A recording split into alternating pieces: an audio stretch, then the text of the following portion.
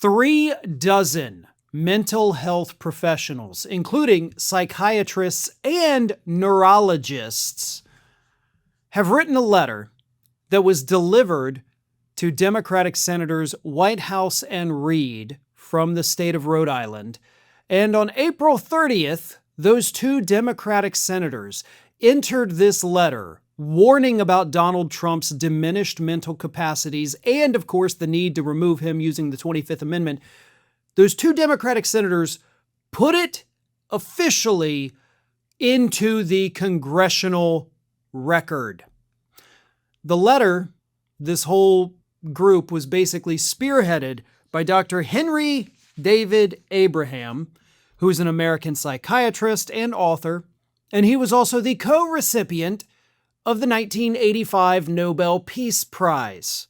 So, obviously somebody who knows what the hell he's talking about, and of course has that award that Donald Trump so desperately wants to get. But here is what these 36 professionals had to say about Donald Trump. The group of medical colleagues I've been working with to express our concerns about the mental instability of the president and his need to be removed from office, clearly this will be controversial and certainly not easily done, but with Trump's emotional, volatile finger on the nuclear button, it needs to be said. The group of psychiatrists and neurologists in their letter documented, quote, marked deterioration in cognitive functioning, including disorganized speech, factual confusions, episodes of apparent somnolence during critical proceedings. They identified grandiose and delusional beliefs, including assertions of infallibility and depictions of himself as pope and mythical warrior. They said that with control over 5,000 nuclear warheads and no countermand authority available, they invoked what's called the Nixon precedent when Defense Secretary James Schlesinger quietly removed nuclear launch codes from Richard Nixon's control during his final days.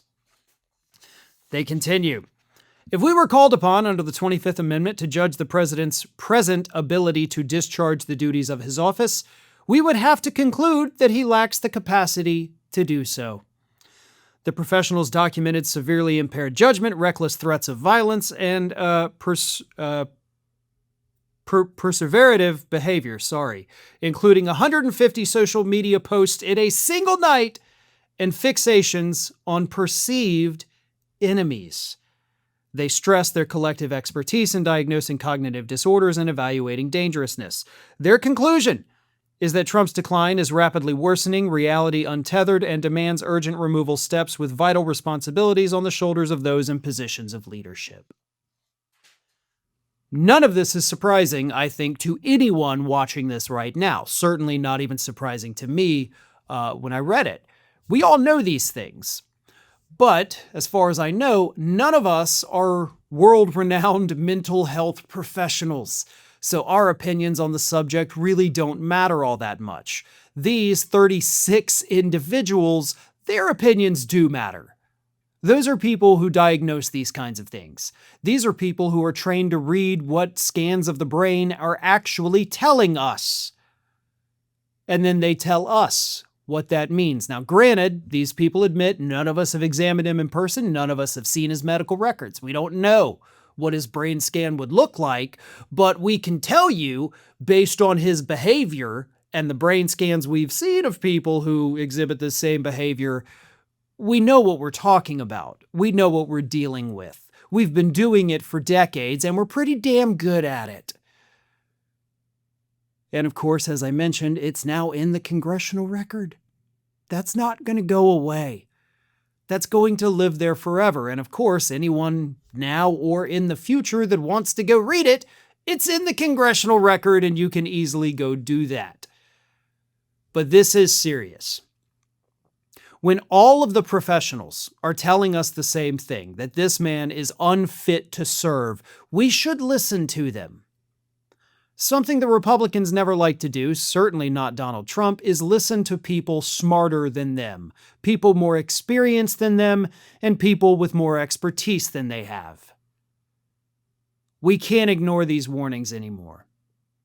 For all of the talk about President Biden's cognitive decline, we never once had groups of dozens of mental health professionals writing letters to Congress demanding he be removed from office. That didn't happen.